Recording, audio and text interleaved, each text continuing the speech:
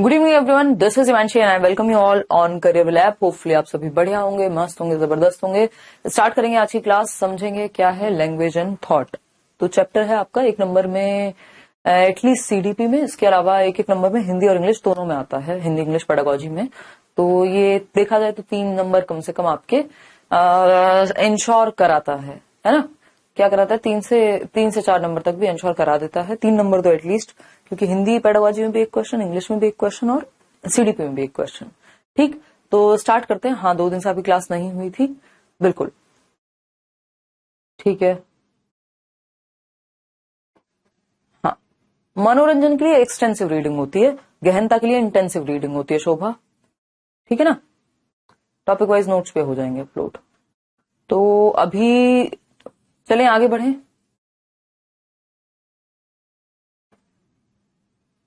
हाँ of course Priyanka, क्योंकि उसके लिए ना कुछ नया उनको करना ही पड़ेगा।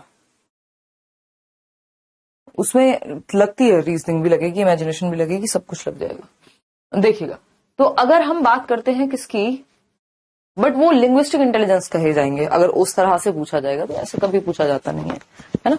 Nobel prize winners in science and mathematics majorly जो है लिंग्विस्टिक और मैथमेटिकल में जाते हैं। देखिएगा, लैंग्वेज एंड थॉट की अगर हम बात करें, ऑफ कोर्स अगर लैंग्वेज की बात है तो फिर वो लिंग्विस्टिक इंटेलिजेंस हम कहेंगे कि उनमें ज्यादा है, ठीक है ना। देखिएगा, लैंग्वेज एंड थॉट, भाषा एवं विचार। टॉपिक का नाम क्या है? भाषा एवं विचार। भाषा एवं विचार। तो भाषा एवं विचार की जब हम बात कर रहे हैं, छोटा सा टॉपिक है, शॉर्ट में करेंगे, शॉर्ट में ही आता है ना। तो अगर हम बात करें लैंग्वेज की और अगर हम बात करें थॉट की, लैंग्वेज क्या है आपको पता है भाई, हम विचारों का आदान प्रदान करते हैं लैंग्वेज के माध्यम से, अपनी बात कहते हैं, दूसरे की बात समझते हैं, और भी इसके बहुत सारे फंक्शंस हैं जो आपने हिंदी या इंग्लिश पेडागोजी में जरूर पढ़ा होगा। ठीक है बात या नहीं है? इतनी बात क्लियर है सभी को? कोई दिक्कत इस बात को समझ में मुझे नहीं लगता कि होनी चाहिए, ठीक है। और अगर हम बात करते हैं भाषा में विचार की, आपका 9th और 10th अगस्त को ऑफलाइन क्लास होगी, आपका जो मन करे आप पूछ लीजिएगा, हम लोग वहां डिस्कशन करेंगे, डोंट वरी, ठीक। अब भाषा पहले आई, विचार पहले आया, ये बात हमने पियाजे के कॉन्टेक्स्ट में भी की है ना। तो फैक्टर्स इन्फ्लुएंसिंग लैंग्वेज डेवलपमेंट, जो बच्चे का भाषा विकास है वो स्टेजेस में होता है ना। वो क्या होता है? स्टेजेस में होता है। एकदम से बच्चा पैदा हुआ और बोलना शुरू कर दे, ऐसा तो आपने नहीं देखा होगा। धीरे धीरे वो पहले तुतला के बोलता है, 1 शब्द बोलना सीखेगा, फिर 2 शब्द जोड़ करके एक नया सेंटेंस बनाएगा, है ना। ये सारी चीजें होती हैं, ठीक है। फैसिलिटेटर नारायण, अबव ऑल भी हो सकता है, इट डिपेंड्स। अगर स्टैंडर्ड क्वेश्चन है तो, या किसी ने ऐसे ही बना दिया तो उसका कोई मतलब नहीं है। देखिएगा, तो अगर हम बात करें, मैराथन क्लास भी होंगी ऑफ कोर्स। अगर हम बात करें, अब कोई एक्स्ट्रा बात नहीं, इधर आ जाओ, फटाफट से टॉपिक समझते हैं। छोटा सा टॉपिक है, फैक्टर्स इन्फ्लुएंसिंग लैंग्वेज डेवलपमेंट, यानी भाषा विकास को प्रभावित करने वाले कारक। तो लैंग्वेज डेवलपमेंट को प्रभावित करने वाले कारक कौन से हो सकते हैं जिससे भाषा का विकास बच्चे में जो होगा वो होगा प्रभावित, ठीक है। समझ में आ गई इतनी बात हमें? पहला फैक्टर है सोशल फैक्टर्स, यानी सामाजिक कारक। अगर हम जिस समाज में, जिस संस्कृति में हम रहते हैं, वैसी ही बातें हम करते हैं, है ना, वैसी ही भाषा हम बोलते हैं, तो ये हो गए सामाजिक कारक। भाई अगर कोई बच्चा है जो किसी ऐसे क्षेत्र में रहता है जहां पे कोई भी एक पर्टिकुलर बोली बोली जाती है ना, भाषा भी नहीं बोली बोली जाती है, तो वो वहां से उस भाषा या उस बोली को उठा लेगा, है ना। अगर किसी की मदर टंग पंजाबी है तो उस भाषा को उठा लेगा। अगर आप एक लोअर स्ट्रेटा से आते हैं तो एक तरह की भाषा इस्तेमाल में लाई जाती है ना। जैसे हम एग्जाम्पल लेते हैं कि भाई एक ही चीज को आप बिस्कुट भी कहा जा रहा है एक क्लास ऑफ पीपल में, उसी चीज को बिस्किट भी कहा जा रहा है, उसी चीज को कुकी भी कह रहे हैं लोग। मतलब अगर आप मिडिल क्लास से हैं तो एक तरह की भाषा, अगर आप लोअर क्लास से हैं तो एक तरह की भाषा, अगर आप अपर क्लास से हैं तो एक तरह की भाषा, ठीक है ना। तो सोशल फैक्टर्स जो हैं वो भी प्रभावित करते हैं आपकी लैंग्वेज को, आपके रहन सहन को, आपकी बॉडी लैंग्वेज को भी इवन, ठीक। फिर आता है एजुकेशनल फैक्टर्स। आपका जो एजुकेशनल फैक्टर है, मतलब शैक्षिक कारक, जैसी शिक्षा आपको मिली है, आप हार्वर्ड गए हैं तो एक तरह का आपका एटीट्यूड होगा, है ना। और अगर आप ने खुद से खुद पे काम किया है, पढ़ाई की है, चीजें सीखी हैं, तो उस चीज का फर्क पड़ेगा। तो शैक्षिक कारक, आप देखते हैं ज्यादा पढ़ा लिखा व्यक्ति बहुत ज्यादा मार काट, लड़ाई वड़ाई ऐसी बातें नहीं करता, है ना। अभी आप बिग बॉस देख रहे हैं तो बहुत ज्यादा समझदार व्यक्ति बिग बॉस में मिल पाए, बहुत ही रेयर है ये, है ना। वहां अलग ही तरह की ब्रीड मिलेगी आपको। तो अगर हम देखें तो एजुकेशनल फैक्टर्स यानी शैक्षिक कारक, मैंने कभी देखा नहीं है वैसे एक एपिसोड भी आज तक, बस ऐसे देखा है कहीं 5 मिनट देख लिया, वो भी फर्स्ट सेकंड सीजन के दौरान शायद घर में कोई दिखता था उस समय, है ना, और वो भी नहीं दिखते अब तो। फिर उसके अलावा अगर हम बात करें तो मतलब एजुकेशनल फैक्टर्स जो हैं वो प्रभावित करेंगे कि आप भाषा कैसी बोल रहे हैं, है ना, इतनी बात क्लियर है।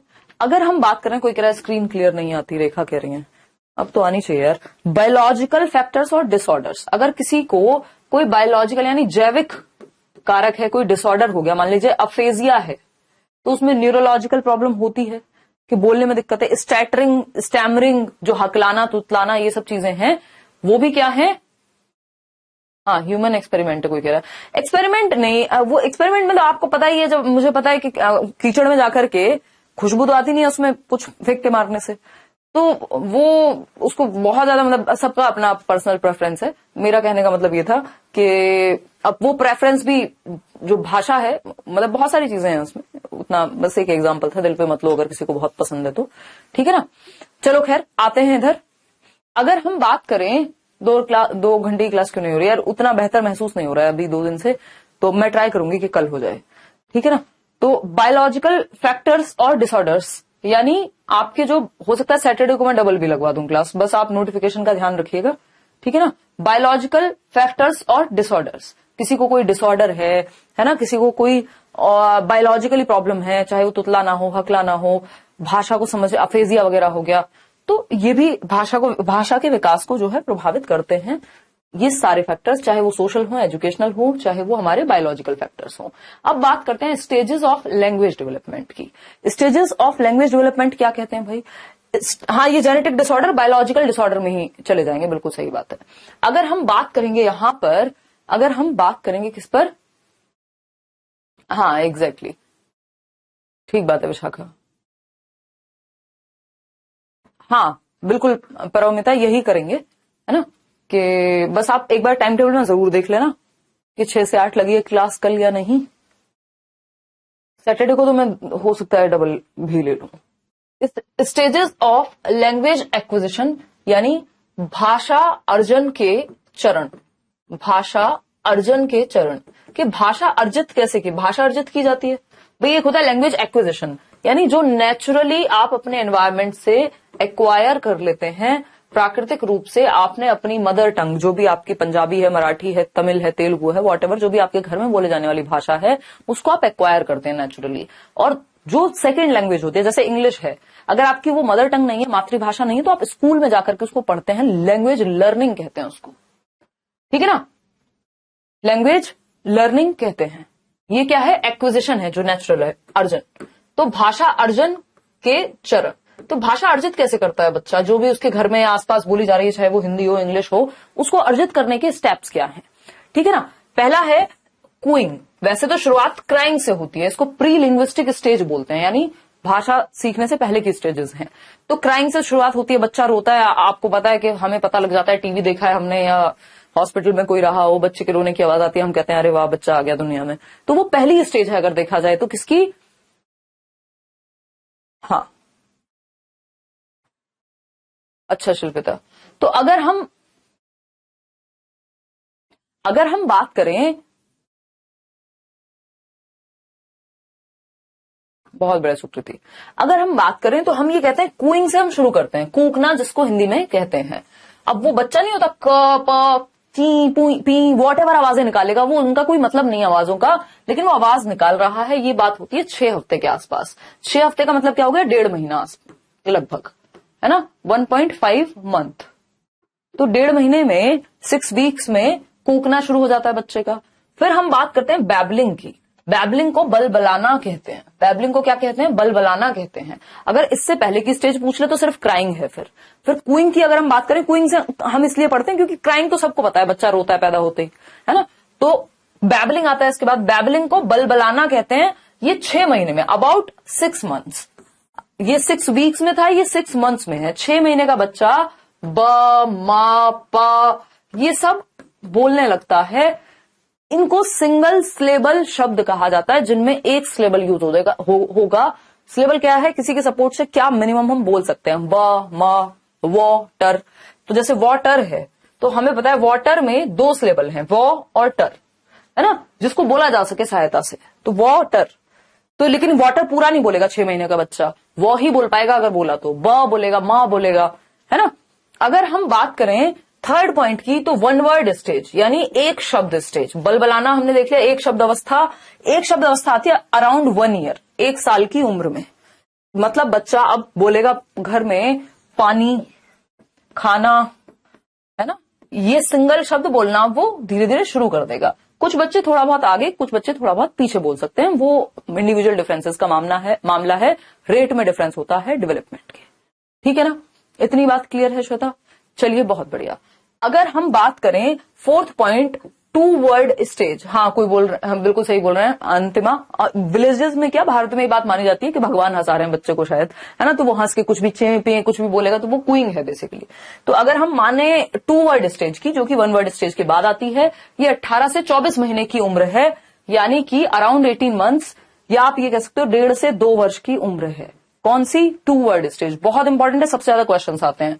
2 शब्द की अवस्था, 2 शब्दों को जोड़ के एक नया सेंटेंस बनाना शुरू कर देगा, ये इंपॉर्टेंट हो जाता है। यहां पे मैं आपको ये बता भी देती हूँ, ये जो फोर्थ स्टेज है जिसको हम 2 वर्ड स्टेज कहते हैं लैंग्वेज डेवलपमेंट में, 2 वर्ड स्टेज। 2 वर्ड स्टेज, इसकी जो एज है वो क्या है? इसकी जो एज है वो हम कहते हैं भाई 18 से 18 मंथ्स टू 18 टू 24 मंथ्स, मतलब 1.5 से 2 साल के बीच में। 1.5 ईयर्स टू 2 ईयर्स, बिटवीन, ठीक। इसका एक और नाम है जिसको हम कहते हैं टेलीग्राफिक स्पीच भी कहा जाता है। इसको क्या कहा जाता है? टेलीग्राफिक स्पीच, हिंदी में भी यही कहेंगे, ठीक है, टेलीग्राफिक स्पीच, ठीक है, टेलीग्राफिक स्पीच या वाक, जो आप कहना चाहें, ठीक है जी। इतनी बात क्लियर है? वो मैं करा दूंगी कितने का। अगर हम बात करते हैं, धन्यवाद आरती, अगर हम बात करते हैं टेलीग्राफिक स्पीच की, मतलब क्या हुआ? 2 शब्दों को जोड़ के एक नया सेंटेंस बना दिया। जब बच्चा कहेगा मम्मी पानी, या फिर पानी दो, पानी भी सुंदर नहीं लग रहा पढ़ने में, खाना दो लिखते हैं, ठीक है, खाना दो, है ना। पापा हंसी, हंसी भी बोल देगा वो। मतलब 2 शब्द जोड़ के पहली बार एक नया सेंटेंस बनाना सीखा है बच्चे ने, ठीक है ना। तो यहां पे 2 वर्ड को जोड़ करके, 2 वर्ड्स को कंबाइन करके एक नया सेंटेंस पहली बार बच्चा बना पाएगा। अगर पेपर में पूछा जाए कि एक नया सेंटेंस सबसे पहले किस उम्र में बनाना शुरू करेगा बच्चा, तो आपको पता होना चाहिए 1.5 से 2 वर्ष की कहानी होगी, है ना। 2 वर्ड्स कंबाइन करके एक न्यू सेंटेंस वो फॉर्म करना शुरू करता है, ठीक है। इसीलिए इसको टेलीग्राफिक स्पीच कहते हैं। क्यों? क्योंकि अब एक नया सेंटेंस बनाना वो सीख गया 2 वर्ड्स को कंबाइन करके, ठीक है ना। गिव वाटर, इस तरह का, भाई इंग्लिश में अलग अलग भाषा में ऐसे ही 2 शब्द जोड़ के अलग अलग सेंटेंस को बनाना सीखेगा सबसे पहली बार। तो 2 वर्ड स्टेज कहिए, टेलीग्राफिक स्पीच कहिए, चाहे आप इसको न्यू सेंटेंस, सबसे पहली बार 2 शब्द जोड़ के कंबाइन करके एक नया सेंटेंस कब बनाने लगेगा, तो वही अवस्था ये है 1.5 से 2 वर्ष या 18 से 24 महीने, ठीक है शंजी। चलें आगे बढ़ें, देखिएगा। तो नेक्स्ट है आपका लॉन्गर अटरेंसेस। अब इसके बाद लॉन्गर अटरेंसेस आते हैं 2 से 4 वर्ष के बीच में। अब बच्चा जो है कभी 2 सेंटेंस एक साथ बोलेगा, कहानी भी सुनाने की कोशिश करेगा, कार्टून भी देखेगा। आपको पता ही है 2 से 6 वर्ष बहुत इंपॉर्टेंट है, मोस्ट सेंसिटिव पीरियड है किसके लिए? लैंग्वेज डेवलपमेंट के लिए, ठीक है। इतनी बात क्लियर? तो ये एक बेसिक सी बात हुई, ये हुई स्टेजेस ऑफ लैंग्वेज एक्विजिशन। पहले कूइंग यानी 6 हफ्ते के आसपास जन्म से, बैबलिंग आपका 6 महीने, फिर आता है 1 वर्ड स्टेज 1 साल, 2 वर्ड स्टेज 18 महीने यानी 1.5 से 2 वर्ष, फिर उसके बाद लॉन्गर अटरेंसेस 2 से 4 वर्ष। लॉन्गर 1 वर्ड स्टेज में एक शब्द, पानी, खाना, इस तरह का एक शब्द वो बोलना शुरू कर देता है। उससे पहले वो एक शब्द का भी आधा हिस्सा बोल रहा है कहीं ना कहीं, जो बैबलिंग में अगर हम बात करें, ठीक, अब इसमें एक और चीज है जो हमें थोड़ा सा यहाँ पे वोकैबुलरी की अगर हम बात करें, साथ में इस पे भी क्वेश्चन आ चुका है। वोकैबुलरी की अगर हम बात करें, अगर हम शब्द भंडार की बात करें कि कितने महीने में या कितने साल में कितना शब्द भंडार बच्चे के पास होता है, तो हम ये कहेंगे शब्द भंडार अगर हम कहें तो हम ये कहेंगे प्रोफेसर स्मिथ के अनुसार, एज पर प्रोफेसर स्मिथ, किसी को याद आ रहा है ये? प्रोफेसर स्मिथ के अकॉर्डिंग, एज पर प्रोफेसर स्मिथ, स्पीड थोड़ी सी अब बढ़ा के चल रहे हैं, है ना, इजी इजी सी चीजें हैं, हो जाएंगे गतिका, डोंट वरी, बिल्कुल हो जाएंगे। अगर हम बात करें नाभिहा एगलिटेरियन पेडागोजी, फ्लेक्सिबल पेडागोजी, जैसी नीड हो वैसे मेथड्स यूज कर लो, ठीक है ना। अगर हम देखें, वो उसी को टेलीग्राफिक कहते हैं नंदिनी। अगर हम देखें तो यहां पे उन्होंने 3 ही स्टेजेस में कहानी खत्म कर दी। वो 3 स्टेजेस कौन सी हैं भाई? उन्होंने कहा 1 ईयर यानी 1 साल का बच्चा, 3 शब्द, टोटल वोकैबुलरी जो होगी उसकी वो 3 वर्ड्स की होगी, उसको 3 वर्ड्स ही आते होंगे, पापा, बाबा, नाना, वॉटेवर, मतलब कोई भी 3 वर्ड्स, ठीक। दूसरी स्टेज जो है उन्होंने कहा आपकी है कितनी, 2 इयर्स की। 2 इयर्स में बच्चे को उसके पास जो वोकैबुलरी बिल्ड हो जाती है वो हो जाती है लगभग 272 शब्दों की, 272 शब्द, ठीक है। इतनी बात, कोई दिक्कत नहीं है इस बात को समझने में, है ना, कोई समस्या, ठीक है। फिर आता है 3rd स्टेज, इन्होंने 3 स्टेज में ही बता दिया, बस 3 स्टेज में बात खत्म कर दी अपनी इन्होंने। फिर आता है 5 इयर्स। 5 इयर्स में कहानी क्या है? 5 इयर्स में बच्चे, बस इसमें एक 0 लगा देनी है, ये याद करने में बड़ा इजी रहता है, 2072 वर्ड्स, ठीक है, या मैं कहूं शब्द, ठीक है। इतनी बात क्लियर है? तो अब आपके मन में सवाल आ रहा होगा कि यार ऐसा थोड़ी है, फिर अगर हम देखें तो 3 साल और 4 साल में कितना होगा ये तो बताया नहीं, अगर बचपन का ही बता रहे हैं तो उसका सिंपल तरीका आपको एक आइडिया लेकर के याद रखना है। ये प्रोफेसर स्मिथ ने सिर्फ 3 बताए हैं कि 1 साल का बच्चा यदि है तो उसके पास लगभग 3 शब्दों का शब्द भंडार होगा, वोकैबुलरी होगी। जैसे आज आपके पास हजारों शब्द हैं, है ना।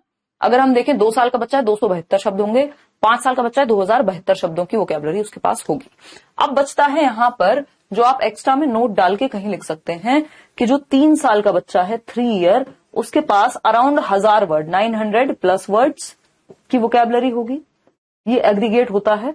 और 4 ईयर के बच्चे के पास कुछ 1600 प्लस वर्ड्स या 1500 से 1600 के बीच में वोकैब उसकी होगी, ठीक है जी।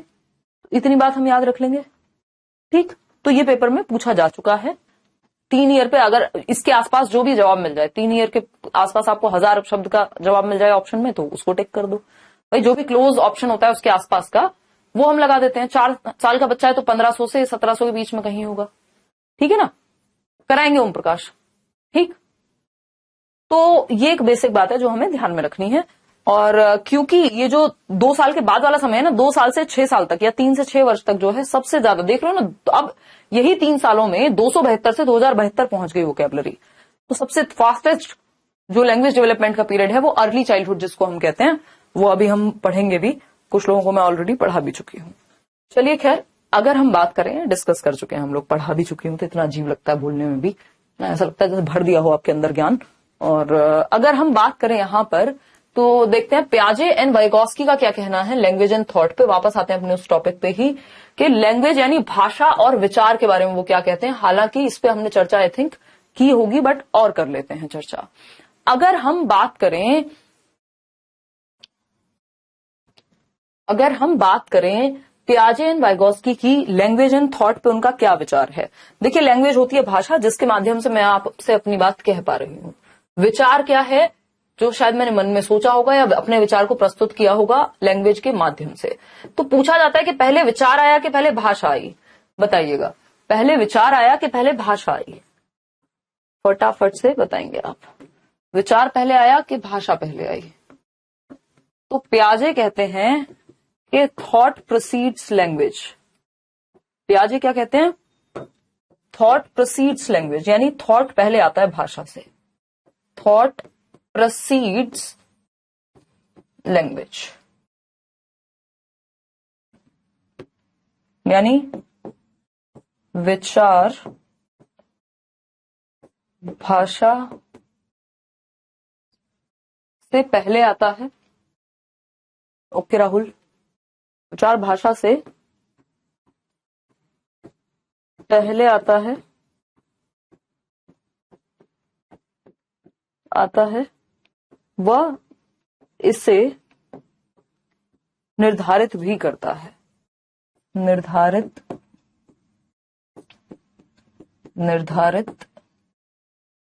भी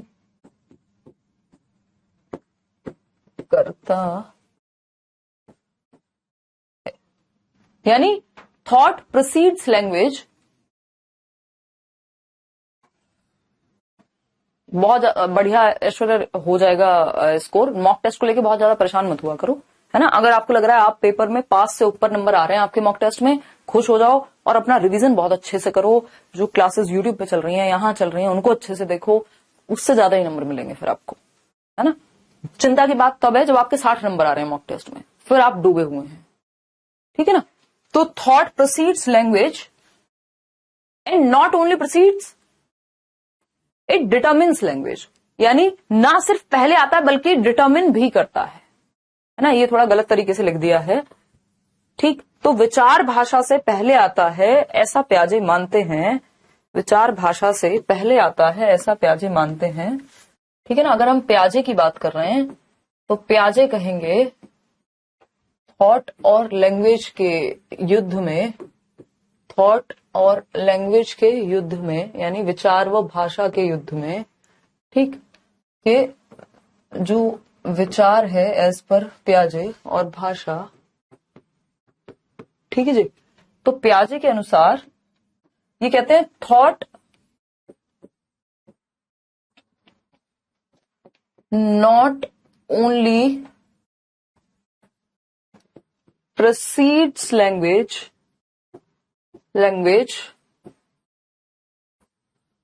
बट ऑल्सो डिटरमाइन्स इट। ये सही शब्द हुए, यानी जो विचार है वो ना सिर्फ भाषा से पहले आता है, पूर्व आता है, बल्कि भाषा को सुनिश्चित भी करता है। मतलब क्या आप बोलने वाले हैं ये भी आपके विचार पे निर्भर करेगा। प्याजे कह रहे हैं जब बच्चा पेन को देखता है और उसके पास शब्द नहीं है पेन को पुकार पाने के, बोल पाने के, भाषा नहीं है उसके पास, तब भी विचार है उसके दिमाग में। तो प्याजे के अकॉर्डिंग थॉट पहले आता है, विचार न केवल भाषा से पहले यानी पूर्व आता है या निर्मित होता है, बल्कि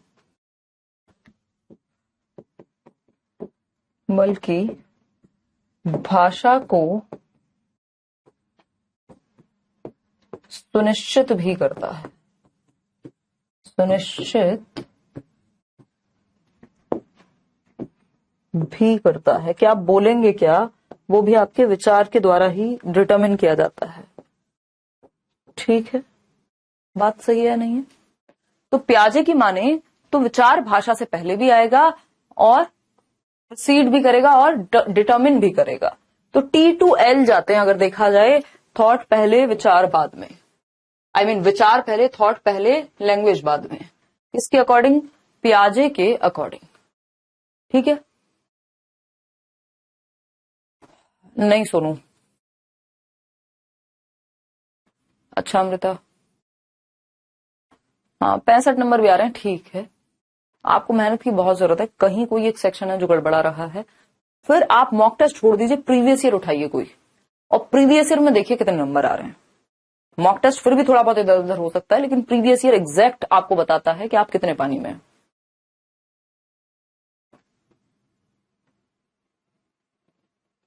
सोनिया नोट्स पढ़ लो, और अभी सेशंस भी कराऊंगी, मैराथन भी कराऊंगी, वो देख लेना।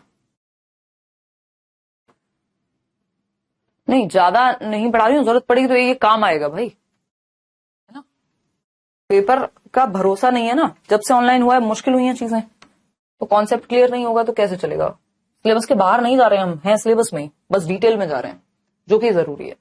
तो अगर हम बात करें जिनके 70 नंबर से कम आ रहे हैं या 70 आ रहे हैं, उनको पहले प्रीवियस ईयर क्वेश्चंस प्रैक्टिस करने चाहिए और एटलीस्ट 90 के ऊपर नंबर लेके आने चाहिए, तब मॉक टेस्ट पे आना चाहिए। अगर प्रीवियस ईयर में 90 के ऊपर आ जा रहे हैं, इसका मतलब ठीक है, कोई बहुत दुख की बात नहीं है, बट फिर भी मेहनत करनी है, क्योंकि गड़बड़ आप कर सकते हो। बात होती है वाइगॉस्की की, तो अगर वाइगॉस्की की माने तो वाइगॉस्की क्या कहते हैं थॉट और लैंग्वेज पे। वाइगॉस्की की अगर हम माने तो थॉट, और जब पेपर कॉन्सेप्चुअल आता है ना, यही कहानियां काम आती हैं सबसे ज्यादा। ठीक है ना, हो जाएगी 20 दिन में तैयारी, अभी कल ही बताया 15 दिन में कैसे कर सकते हो तैयारी संदीप। अगर हम बात करें वाइगॉस्की की, तो वाइगॉस्की कह रहे हैं भाई थॉट और लैंग्वेज जो थॉट और लैंग्वेज हैं वो क्या चलते हैं, पैरेलल चलते हैं, यानी समानांतर चलते हैं। समानांतर रेखाएं पड़ी थी ना गणित में, साथ साथ चलती हैं, और एक टाइम के बाद दोनों जो है एक दूसरे में जाके मर्ज हो जाते हैं, है ना, after 3 years।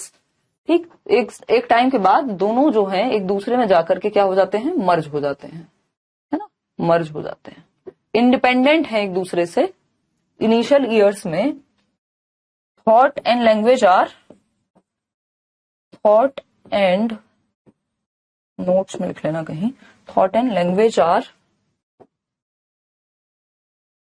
independent of each other,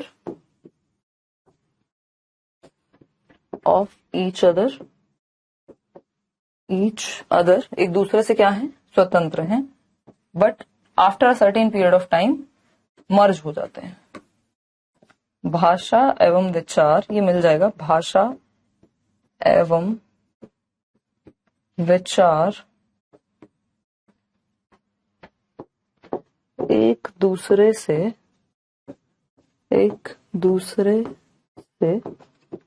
स्वतंत्र है।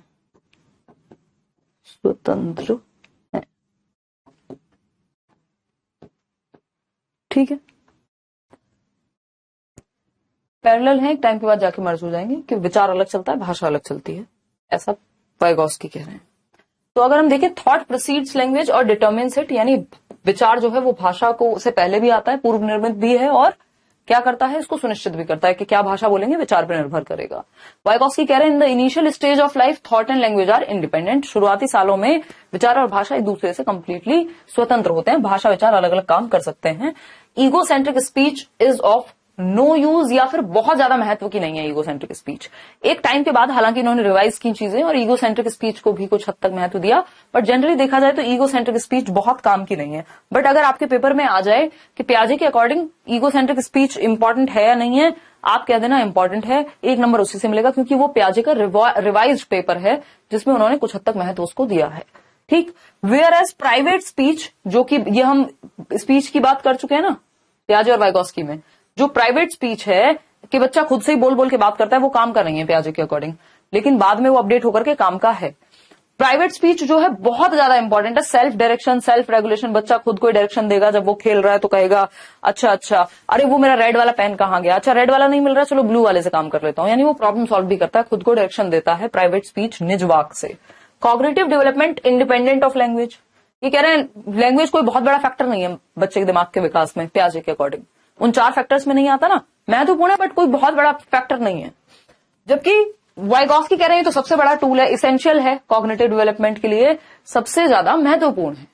ठीक, आगे बढ़ेंगे,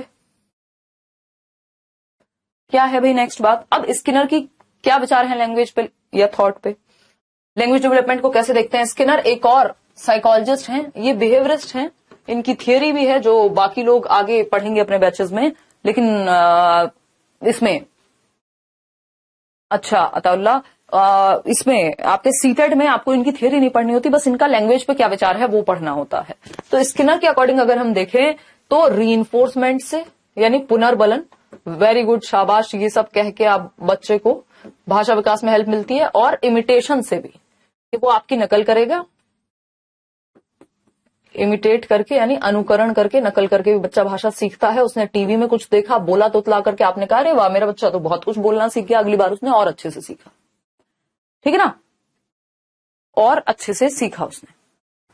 हाँ, ईगो सेंट्रिक स्पीच है, बच्चा जब खुद से बोल बोल के बातें कर रहा है। वाइगोस्की वाला चैप्टर नहीं देखा है, पियाजे वाला चैप्टर नहीं देखा तो समस्या होगी, क्योंकि अभी समय हमारे पास थोड़ा सा कम है, स्पीड थोड़ी सी बढ़ा के चलेंगे। आर्यभट्ट कहां समस्या आ रही है? टीचर सिर्फ स्कैप फोल्डिंग दे सकता है, आर्यभट्ट आपकी जगह पेपर नहीं दे सकता। दिक्कत आ कहां रही है वो बता दो थोड़ा सा। पियाजे इंडिपेंडेंट नहीं मान रहे हैं, पियाजे तो कह रहे हैं पहले विचार आएगा, थॉट आएगा, फिर लैंग्वेज आएगी। वाइगोस्की कह रहे हैं वो अलग अलग चल रहे हैं दोनों, और बाद में जाकर के मर्ज हो जाएंगे। इंपॉर्टेंट है लेकिन उनके हिसाब से भी।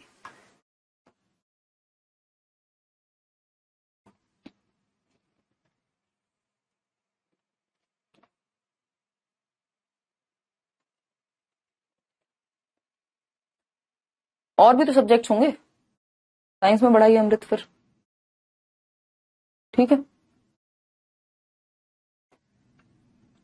हाँ, टेस्ट सीरीज में मिल जाएंगे होम पे जाके देखिएगा। क्लासिकल एंड ऑपरेंट कंडीशनिंग की क्लासेस हो चुकी, नहीं पूजा अभी कहाँ, सीटेट में तो होंगी ही नहीं, बाकी बैचेस में होंगी, और अभी नहीं हुई है, होंगी,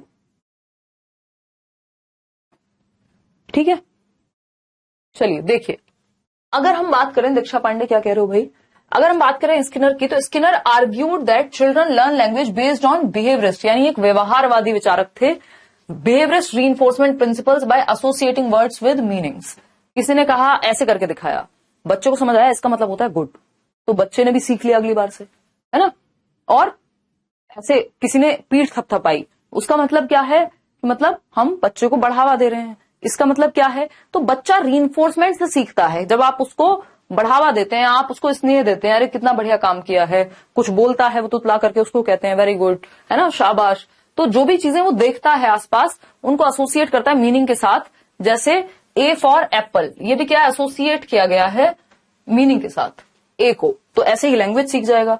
ही described it in his book verbal behaviour, शाब्दिक व्यवहार नाम की एक पुस्तक थी इनकी, स्किनर की, जिसमें उन्होंने बताया कि जो लैंग्वेज है उसको रीइंफोर्समेंट, पुनर्बलन, वेरी गुड, शाबाश। जब बच्चा तुतला के भी बोलता है, जो भी अपने आसपास देखता है, हर चीज को वो रिपीट करता है। अब वो रिपीट करता है, जब वो सही बोलता है तो आप कहते हो वेरी गुड, गलत बोलता है तो उसको ठीक कर देते हो। तो ये क्या होगा, ऐसे भाषा सीखता है बच्चा, किसके थ्रू, इमिटेशन के द्वारा, अनुकरण के द्वारा, नकल करके बच्चा भाषा सीखता है, पुनर्बलन के माध्यम से, ऐसा स्किनर कह रहे हैं, ठीक। आते हैं नॉम चॉम्स्की पे, इंपॉर्टेंट व्यक्ति है नॉम चॉम्स्की। अगर हम बात करें, अभी कराऊंगी ना अनुपमा, यूट्यूब पे भी कराऊंगी, यहां भी होगा। अगर हम बात करें नॉम चॉम्स्की की, तो नॉम चॉम्स्की क्या है, नॉम चॉम्स्की इंपॉर्टेंट व्यक्ति हैं। वो कहते हैं कि एवरी ह्यूमन चाइल्ड, हर एक ह्यूमन बच्चे में क्षमता है भाषा को एक्वायर करने की, अपने एनवायरमेंट से वो भाषा को अर्जित कर सकता है, ठीक है ना। तो children do not learn a new language but naturally acquire it, यानी वो सीखते नहीं है कि वो पहले नोट्स पढ़ेंगे, ग्रामर पढ़ेंगे, तब भाषा बोलनी आएगी। पहले भाषा बोलनी आ जाती है जो भी एनवायरमेंट में होती है, बाद में जाकर के ग्रामर पढ़ते हैं। तो अगर हम देखें तो नई लैंग्वेज जो भी होती है उनके आसपास, उसको सीखने की नहीं, उसको नेचुरली एक्वायर करने की, यानी प्राकृतिक रूप से, स्वाभाविक रूप से, एक सहज रूप से वो भाषा को अर्जित कर लेता है बच्चा थ्रू एन इनेट लैंग्वेज डिवाइस। इन्होंने कहा हम ह्यूमंस में नहीं, अनोखा नाम है ना आपका, कुछ टॉपिक्स हैं जो कॉमन चल रहे हैं आपके कुछ टाइम से, सीटेट में भी और बाकी बैचेस में भी, तो इसलिए मैं बोल देती हूँ। सीटेट का बैच खत्म हो जाएगा, बाकी बैचेस के कंटिन्यू रहेंगे, जो भी, क्योंकि कुछ सिलेबस है जो कॉमन है दोनों में, जो चलेगा ही, जो पढ़ना ही है आपको DPLSB के लिए भी, और जो पढ़ना है आपको अदर एग्जाम्स के लिए भी, तो कॉमन क्लासेस तो कंबाइंड ही होती है ना। तो अगर हम बात करें, इसलिए सीटेट का भी नाम लिया जाता है बीच में, अगर हम बात करें तो ह्यूमंस में एक इनेट एबिलिटी है, आंतरिक क्षमता है भाषा को एक्वायर करने की, और उनके ब्रेन में एक डिवाइस होता है जिसको लैंग्वेज एक्विजिशन डिवाइस या लैड कहते हैं, LAD, भाषा अर्जन यंत्र। हमारा जो ब्रेन है उसमें होते हैं 2 हेमिस्फेयर, एक है उत्तरी गोलार्ध कह लीजिए, लेफ्ट हेमिस्फेयर, दूसरा है right. L for logic, L for language. Language होती है आपके लेफ्ट हेमिस्फेयर में, क्योंकि लॉजिक यही है, तर्क यही है, और भाषा का तर्क से डायरेक्ट संबंध है। क्रिएटिविटी जो है वो राइट हेमिस्फेयर में है, ठीक है ना। तो हम ये कहेंगे, अगर ये लैंग्वेज एक्विजिशन डिवाइस, जो कि हाइपोथेटिकल है, कहीं एग्जैक्टली मिलता नहीं है जब आप ऑपरेशन करेंगे तो, बट इन्होंने कहा, किसने, नॉम चॉम्स्की ने, कि एक आंतरिक, एक भाषा अर्जन यंत्र होता है हमारे ब्रेन में, जिसके माध्यम से बच्चा, जितना छोटा बच्चा होगा उतनी जल्दी भाषा सीख जाता है, चाहे कोई भी भाषा हो। आप बच्चे को अमेरिका ले जाइए और आप खुद चले जाइए, अगर आप 30 साल के हैं आपको मुश्किल होगी इंग्लिश सीखने में, लेकिन बच्चा कुछ ही महीनों में बहुत अच्छी अंग्रेजी बोलना शुरू कर देगा। क्यों? क्योंकि उसके ब्रेन में लैंग्वेज एक्विजिशन डिवाइस है, जिसके माध्यम से वो आसपास जो भी भाषा बोली जा रही है उसको अपने दिमाग में भर लेता है और भाषा को अर्जित करके सीख जाता है। ठीक है ना, तो ये एक बेसिक सी बात है जो नॉम चॉम्स्की कह रहे हैं। ये कह रहे हैं जो लैंग्वेज एक्विजिशन डिवाइस है, ये जो लैंग्वेज एक्विजिशन डिवाइस है वो शुरुआत के जो 5 से 10 साल हैं जीवन के, उसमें सबसे ज्यादा क्या रहेगा, इफेक्टिव रहेगा। तो language acquisition device with time weak होता जाता है जैसे जैसे एज बढ़ती है ना। किसने दिया है, नॉम चॉम्स्की ने, नॉम चॉम्स्की, बाबा चॉम्स्की कह लीजिए आप। नॉम चॉम्स्की ने, नॉम अमेरिकी हैं, अभी जीवित हैं, नॉम चॉम्स्की की जब हम बात कर रहे हैं तो इन्होंने लैंग्वेज एक्विजिशन डिवाइस, इसकी फुल फॉर्म होती है, पेपर में 1 नंबर में पूछ लिया जाता है। इसी के माध्यम से हम भाषा को एक्वायर कर लेते हैं फटाक से, जो भी हमारे एनवायरमेंट में होती है, लैंग्वेज एक्विजिशन डिवाइस।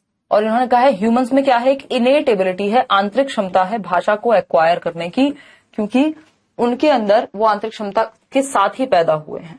ठीक, भाषा, लैंग्वेज बोले तो भाषा, एक्विजिशन बोले तो ये हिंदी पेडागोजी, इंग्लिश पेडागोजी सब में काम आएगा, अर्जन यंत्र। ठीक है, भाषा अर्जन यंत्र, जिसके माध्यम से बच्चा भाषा को एक्वायर कर लेता है।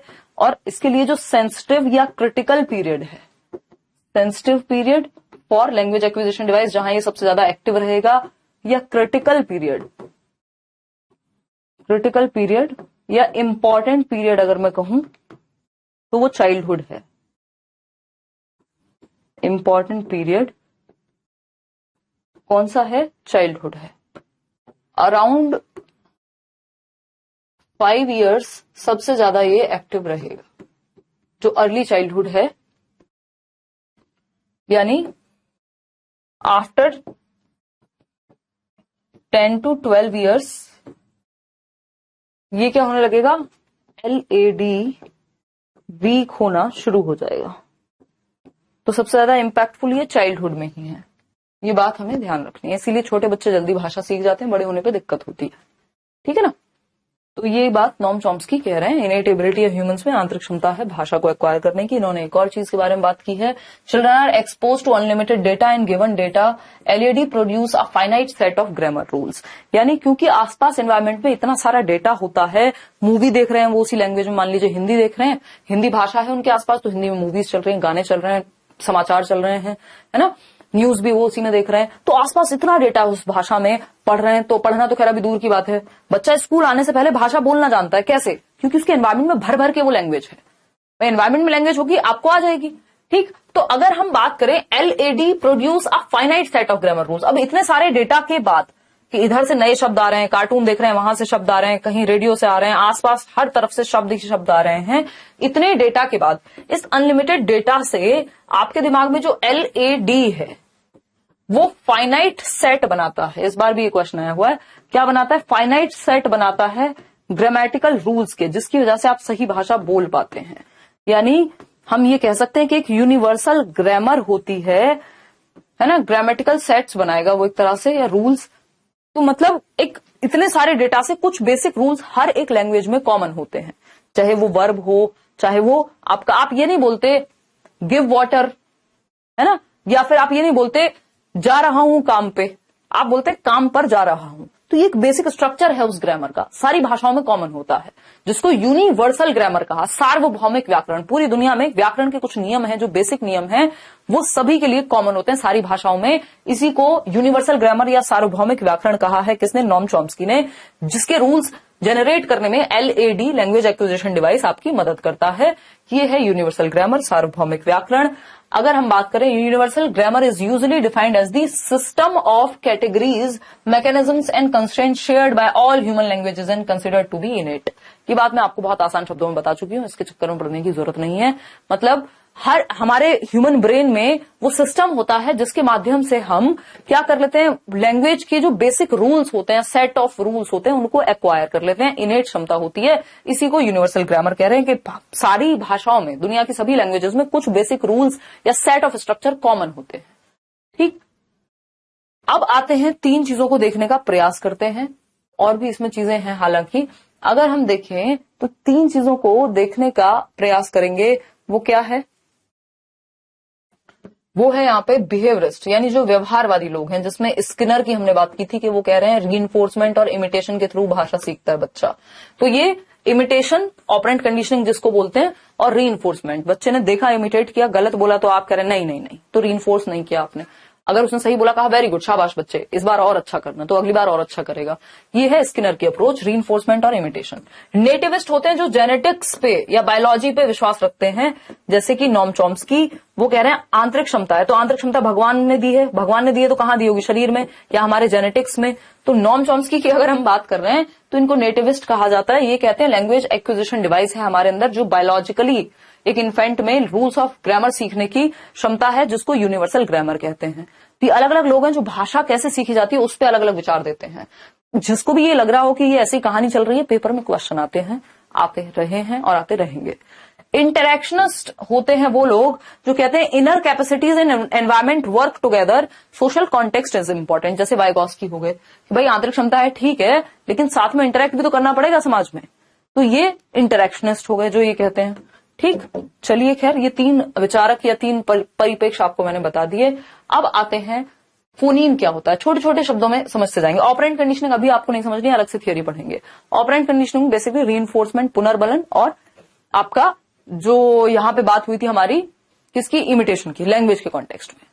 ठीक है ना आदर्श, चलिए बहुत बढ़िया। तो अगर हम फोनीम की बात करेंगे, कुछ कुछ छोटे छोटे कॉन्सेप्ट हैं जो आपको पता होने चाहिए। फोनीम्स की जब हम बात करते हैं, जिसको स्वनिम कहते हैं, तो smallest unit of sound is known as phoneme, यानी भाषा की सबसे छोटी, भाषा की भी नहीं, ध्वनि की सबसे छोटी इकाई को क्या कहते हैं, स्वनिम कहते हैं। ध्वनि की सबसे छोटी इकाई, ध्वनि की सबसे छोटी इकाई, छोटी इकाई, ध्वनि की सबसे छोटी इकाई को क्या कहते हैं, स्वनिम या फोनीम कहते हैं। ये क्वेश्चन बहुत बार आया है, ठीक है ना। अगर हम बात करें फॉर एग्जाम्पल च, प, ख, ग, ये जो आवाजें निकल रही हैं, ये कहां से निकल रही हैं, इससे ज्यादा आप तोड़ पाओगे आवाज को, नहीं तोड़ पाओगे। मतलब स्मॉलेस्ट यूनिट ऑफ साउंड है च। अब चा को तोड़ के दिखाओ भाई, अगर मैं कहूं खाना, तो खाना को तो आप तोड़ दोगे, ख और अ को अलग कर दोगे, लेकिन ख को कैसे अलग करोगे, इससे ज्यादा तोड़ोगे मीनिंग खत्म हो जाएगा, है ना। तो a phoneme is a unit of sound that can distinguish one word from another in a particular language. जैसे सूनर, या फिर मैं कहूं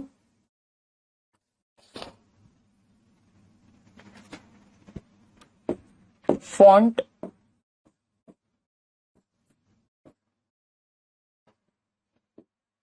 फॉन्टियर। अब ये जो साउंड है ईयर की, इसने फॉन्ट से अलग कर दिया किसको, फॉन्टियर को। मतलब क्या हुआ कि यानी एक साउंड से दूसरी साउंड, एक शब्द में कैसे एक साउंड चेंज होने से अलग आवाज आने लगेगी, है ना। डिप, सिप, ये स के साउंड ने चेंज कर दिया कि बोला क्या गया है। तो स्मॉलेस्ट यूनिट है साउंड की, जिसको और नहीं तोड़ सकते। जैसे आप इंग्लिश में पढ़ते हैं अलग अलग साउंड बनती है किससे, जैसे सेट में स जो है वो किससे बना है, इंक, तो वो जो ई है वो स्मॉलेस्ट यूनिट है, उसको आप तोड़ नहीं सकते। और तो साउंड, जब भी फोनीम की बात आए तो समझ जाओ फोन, फोन का मतलब हेलो बोलना, मतलब साउंड। तो फोनोलॉजिकल अवेयरनेस क्या होती है कि आप किस साउंड को कैसे यूज करेंगे लैंग्वेज में, वो फोनोलॉजिकल अवेयरनेस है, ठीक है ना। अगर हाँ क हो, अ हो, ये सब क्या है, फोनीम्स ही है, स्मॉलेस्ट यूनिट ऑफ साउंड। अब आते हैं मॉर्फीम पे, ये पेपर में पूछे जाते हैं। मॉर्फीम जिसको हम रूपिम कहते हैं, मॉर्फीम की क्या परिभाषा है। अब morpheme is the smallest meaningful unit in a language. वो क्या थी, स्मॉलेस्ट यूनिट ऑफ साउंड थी।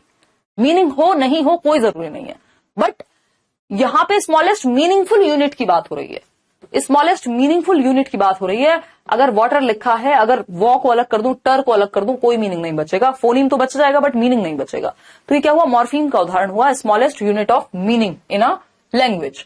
तो smallest meaningful combination of sounds को इस तरह से पिरोया जाए कि उनका कोई मीनिंग निकले, जैसे यूजुअल या कोई भी वर्ड जिसका अपने आप में कोई मीनिंग है, ठीक, वो मॉर्फीम कहलाएगा। तो मीनिंगफुल यूनिट मॉर्फीम कहलाएगी। फिर आता है सिंटेक्स। सिंटेक्स वो पानी वाली टंकी नहीं, सिंटेक्स का मतलब यहां स्ट्रक्चर से है, सिंटेक्स का मतलब यहां स्ट्रक्चर से है, संरचना से है। वाक्य विन्यास, यानी वाक्य की संरचना कैसे होती है, ये बात लैंग्वेज में सिंटेक्स कहलाती है। ठीक है जी। तो अगर मैं कहूं the system of rules for the structure of a sentence in a language, कौन सा रूल्स का वो सिस्टम है ना, सिस्टम ऑफ रूल्स, यानी रूल्स का कौन सा सिस्टम है। अब वो क्या हो सकता है, subject plus verb plus object, तब जाकर के एक सेंटेंस बनेगा। ऐसे नहीं है कुछ भी कहीं भी लगा दो, ऑब्जेक्ट पहले लगा दिया, वर्ब बाद में लगा दी, सब्जेक्ट कहीं और लगा दिया, तो वो स्ट्रक्चर गलत है। तो लैंग्वेज में जो रूल्स फॉलो होते हैं एक सेंटेंस में या एक लैंग्वेज में, उनको सिंटेक्स कहा जाता है, सिस्टम ऑफ रूल्स को। इसके बाद आता है सिमेंटिक्स। सिमेंटिक्स क्या है, अर्थ विज्ञान। अभी हमने पढ़ा था क्या, मॉर्फीम। मॉर्फीम का मतलब है जिसमें अपना कोई इंडिपेंडेंट मीनिंग हो, लेकिन कई बार क्या होता है, मीनिंग तो है किसी वर्ड का लेकिन सेंटेंस में कोई सेंस नहीं बना रहा। तो सिमेंटिक्स उस अर्थ विज्ञान से संबंधित है कि कोई बात कई बार सिंटैक्टिकली बोले सिंटेक्स में सही है, रूल्स के हिसाब से सही है, बट मीनिंगफुल नहीं है, उसका सेंस सही नहीं बन रहा। तो सिमेंटिक्स सेंस से संबंधित है। सिमेंटिक्स किससे संबंधित है, सेंस से संबंधित है। ठीक है ना। तो the study of the meaning of words and phrases, एक फ्रेज में, एक वर्ड सेंटेंस में मीनिंग क्या है, सेंस बना रहा है कि नहीं। जैसे अगर हम लिखे ही डाइड तो समझ आता है, या फिर हम लिखे ही पास्ड अवे, भाई यही लिखते हैं ना हम, भाई किसी की मृत्यु हो गई, पास्ड अवे। लेकिन कई बार हम देखते हैं इंडिया में बहुत सारी चीजें ऐसी बन जाती हैं, क्योंकि हमारी ये फर्स्ट लैंग्वेज नहीं है इंग्लिश, हम कहेंगे ही एक्सपायर्ड। अब ही मतलब व्यक्ति है, वस्तु थोड़ी है जिसकी एक्सपायरी डेट के साथ पैदा हुआ था। तो एक्सपायर बोलते हैं, एक्सपायर हो गए फलाने रिश्तेदार या कोई भी मान लीजिए। तो अगर हम बात करें एक्सपायर कैसे हो सकता है इंसान, एक्सपायरी डेट के साथ थोड़ी पैदा होता है, एक्सपायर हो जाएगा जो, भाई दवाई थोड़ी है जो एक्सपायरी डेट के साथ आई थी, है ना, कभी भी मृत्यु हो सकती थी। तो ही डाइड ये क्या है, ये आपका सिमेंटिकली सही है, यानी सिमेंटिक्स मीनिंगफुली भी है, और सिंटैक्टिकली यानी सिंटैक्स में भी सही है। सिंटैक्टिकल का मतलब है सिंटैक्स, यानी रूल्स के हिसाब से भी सही है और सिमेंटिकली भी सही है। अब ये एक्सपायर्ड का भी अपना मतलब है, ही का भी अपना मतलब है, एक सेंटेंस या फ्रेज भी बन गया, लेकिन ये सिंटैक्टिकली गलत है। सिंटैक्स तो इसका सही है, यानी नियम के हिसाब से तो बना है, लेकिन सिमेंटिकली गलत है, यानी इसका कोई मीनिंग नहीं है, सिमेंटिकली गलत है ये। अगर कोई कहे I drive a bicycle, bicycle के ऊपर बैठते हैं उसे राइड किया जाता है, ड्राइव नहीं किया जाता। तो जब हम सही शब्दों का इस्तेमाल नहीं कर रहे, अर्थ सही नहीं निकल रहा, सारे सेंटेंस में सब्जेक्ट भी अपनी जगह है, वर्ब भी अपनी जगह है, ऑब्जेक्ट भी अपनी जगह है, मीनिंगफुल शब्द भी है, लेकिन सेंस गलत आ रहा है ना। जैसे व्यक्ति एक्सपायर नहीं होता, साइकिल राइड की जाती है, ड्राइव नहीं की जाती, है ना। तो जब मीनिंगफुली सेंस ना बनाए तो सिमेंटिकली गलती है उसमें, अगर स्ट्रक्चर सही नहीं है तो सिंटैक्टिकली या सिंटैक्स की गलती है। पांचवी चीज है प्रैग्मेटिक्स। फिर उसके बाद ये लास्ट एक कॉन्सेप्ट रह जाएगा आपका। अगर हम बात करते हैं प्रैग्मेटिक की, तो प्रैग्मेटिक्स क्या है, प्रैग्मेटिक्स है भाषा विज्ञान में व्यावहारिकता, यानी प्रैक्टिकल यूज से संबंधित है। प्रैग्मेटिक्स बोले तो प्रैक्टिकल यूज से संबंधित है, practical use in a language.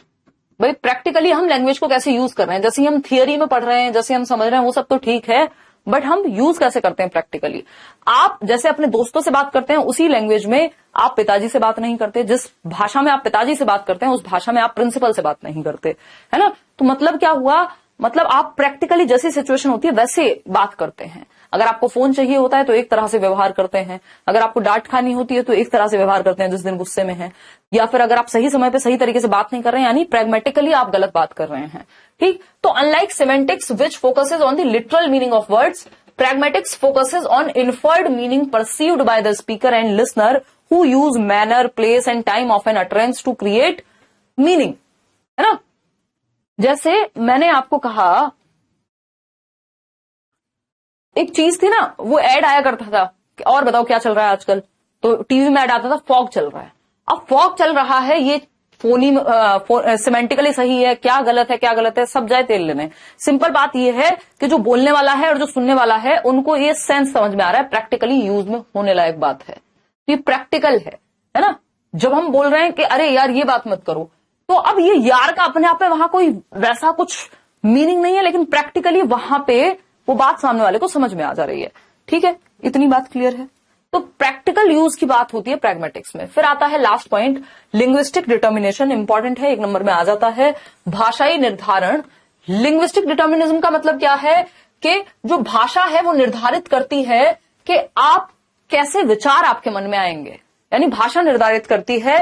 Linguistic determinism is the concept that language and its structures limit and determine human knowledge or thought as well as thought process। यानी जो हमारी विचार प्रक्रिया है, जो हमारी थॉट प्रोसेस है, वो हमारी भाषा से निर्धारित होती है। यानी जो लैंग्वेज मैं बोलती हूँ, लैंग्वेज डिटरमिन करती है किसको? थॉट को।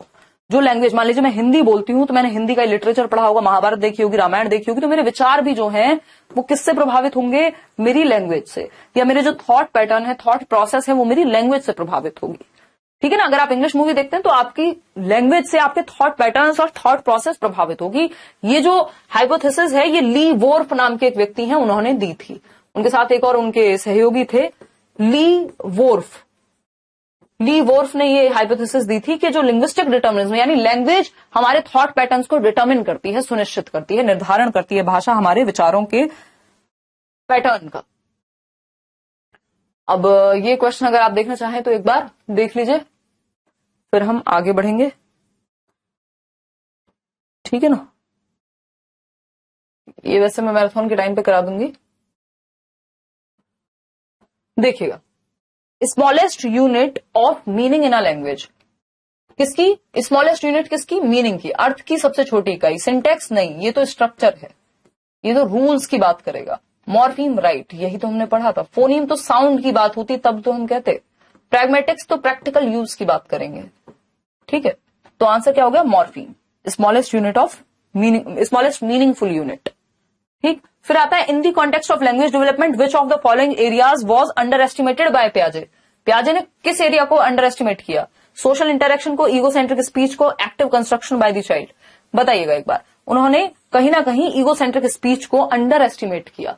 उन्होंने बहुत बढ़िया नहीं माना, इस पे विचार करके उन्होंने कहा ठीक है, हेरिडिटी तो ऑफकोर्स उनके लिए हर चीज में इंपॉर्टेंट है, सोशल इंटरेक्शन भी उन्होंने बात की हुई है। वो जो MESC 4 फैक्टर आपको बताए थे, उसमें सोशल इंटरेक्शन भी है, हेरिडिटी भी है, एक्टिविटी एक्सपीरियंस भी है, लेकिन ईगोसेंट्रिक स्पीच को उतना महत्व उन्होंने नहीं दिया है वहां। अगर आपके पास ऑप्शन ही ना हो, सिर्फ सिंगल पूछा हो पियाजे ने क्या ईगोसेंट्रिक स्पीच को महत्व दिया, आप कह देंगे हाँ, बाद में रिवाइज करके दे दिया था। क्वेश्चन नंबर 3 देखिएगा, thought not only determines language but also proceeds it was an idea put forward bye. यानी विचार न केवल भाषा से पहले आता है बल्कि उसे निर्धारित भी करता है। ये बात पियाजे ने कही है, ये बात हम डिस्कस कर चुके हैं। चलिए आगे बढ़ते हैं। क्वेश्चन नंबर 4 देखिएगा, early childhood is dash period for language development. Early childhood कैसा पीरियड है? 2 से 6 वर्ष के पीरियड को अर्ली चाइल्डहुड कहते हैं। और अभी बताया था ये सेंसिटिव पीरियड है, क्रिटिकल पीरियड है, लैंग्वेज एक्विजिशन डिवाइस सबसे ज्यादा इम्पैक्टफुल यही होता है। ठीक, आगे बढ़ेंगे। न्यूट्रल नहीं है। क्वेश्चन नंबर 5 देखिए, आखिरी सवाल है ये आज का।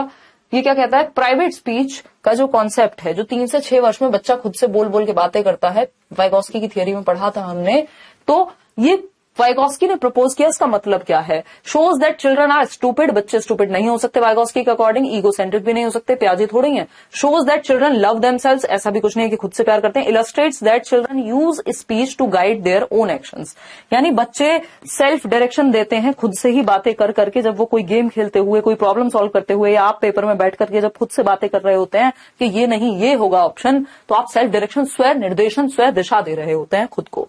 ठीक है ना। आज मेरी जो नेचुरल स्पीड हुआ करती थी जमानों पहले, वो निकल करके आई है। कई लोगों को डर लग गया हो तो बता देना, क्योंकि ये टॉपिक्स हमने पढ़े हुए हैं, बट ये हमें छोटे छोटे कॉन्सेप्ट्स पता होने चाहिए। स्पीड कम करके देख लेना बाद में अगर समस्या लग रही हो तो। बात ठीक है नहीं है? चलें, आज के लिए इतना ही रखें सेशन।